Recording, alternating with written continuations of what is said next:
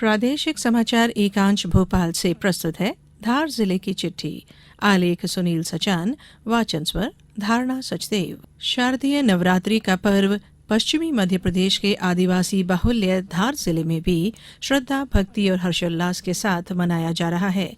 श्रद्धालु जप, तप, यज्ञ अनुष्ठान के साथ भजन और गरबा नृत्य के माध्यम से देवी की आराधना कर रहे हैं। देवी मंदिरों में दर्शन पूजन के लिए श्रद्धालुओं का तांता लगा है। माता की आराधना के लिए धार जिले में अनेक स्थानों पर चुनरी कलश यात्राएं भी निकाली गई। नवरात्रि के अंतिम दिन आज घरों, सार्वजनिक पंडालों और मंदिरों में यज्ञ हवन की पूर्णाहुति दी जा रही है। साथ ही कन्या पूजन और भोजन के साथ भंडारे आयोजित किए जा रहे हैं। धार के प्रसिद्ध मां गढ़कालिका मंदिर में शारदीय नवरात्रि मेला भी लगा है। धार जिले में भी पोषण माह के अंतर्गत विभिन्न गतिविधियां संचालित की गईं। इनमें महिला, किशोरी और बच्चों के लिए स्वास्थ्य, शिक्षा, पोषण प्रबंधन आदि बिंदुओं पर महिला और बाल विकास विभाग के साथ विभिन्न विभागों द्वारा जिले में 16 परियोजनाओं के अंतर्गत संचालित 3,488 आंगनबाड़ी केंद्रों के माध्यम से जिले के 2.5 लाख से अधिक बच्चों को लाभान्वित किया गया। लाडली लक्ष्मी योजना की हितग्राही बालिकाओं और उनके अभिभावकों के सम्मेलन आयोजित किए गए। जिले में 6 माह से 5 वर्ष के स्वस्थ बालक बालिकाओं की स्पर्धा भी आयोजित की गई। धार में राष्ट्रीय बाल अधिकार संरक्षण आयोग मध्य प्रदेश, राज्य बाल अधिकार संरक्षण आयोग और जिला प्रशासन की सहभागिता से बेंच का आयोजन किया गया।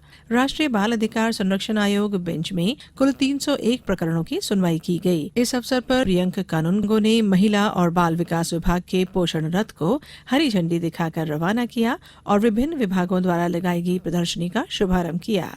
धार जिले के ग्राम छोकड़ा में पिछले दिनों स्वामित्व योजना के अंतर्गत ग्रामीणों को अभिलेखों का वितरण किया गया। इस अवसर पर आयोजित जिला स्तरीय शिविर में राज्य नागरिक आपूर्ति निगम उपाध्यक्ष राजेश अग्रवाल ने कहा कि अब अधिकार अभिलेख वितरण से ग्रामीणों को मालिकाना हक मिला है। इससे हितग्राहियों को बैंक से लोन लेने में सुविधा होगी।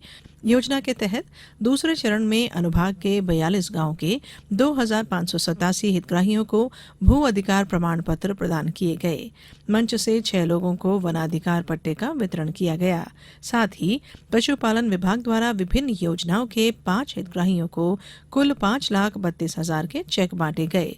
मुख्यमंत्री उद्यम क्रांति योजना के तहत हितग्राही को 9,90,000 का चेक भी प्रदान किया गया। कार्यक्रम में दिव्यांगजनों को ट्राईसाइकिल, कान की मशीन, व्हीलचेयर का वितरण भी किया गया। मुख्यमंत्री जन सेवा अभियान कार्यक्रम के अंतर्गत सरदारपुर में सेवा पखवाड़ा मनाया गया। ग्राम सभा में ग्रामवासियों को विभिन्न जन कल्याणकारी योजनाओं की जानकारी दी गई। पिछले दिनों धार जिला कलेक्टर डॉक्टर पंकज जैन ने नालचा विकासखंड के ग्राम भीलतलवाड़ा में जल जीवन मिशन अंतर्गत किए जा रहे कार्यों का निरीक्षण किया। उन्होंने निर्माण सामग्री की गुणवत्ता ठीक रखने के निर्देश दिए।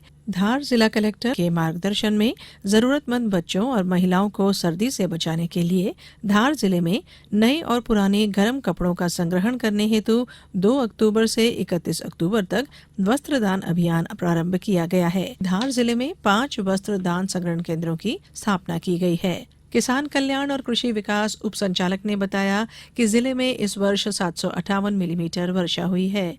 गत वर्ष इसी अवधि में 650 मिलीमीटर वर्षा हुई थी। कृषि उप संचालक ने किसानों को सलाह दी है कि सिंचाई जल पर्याप्त होने पर गेहूं फसल का चयन करें।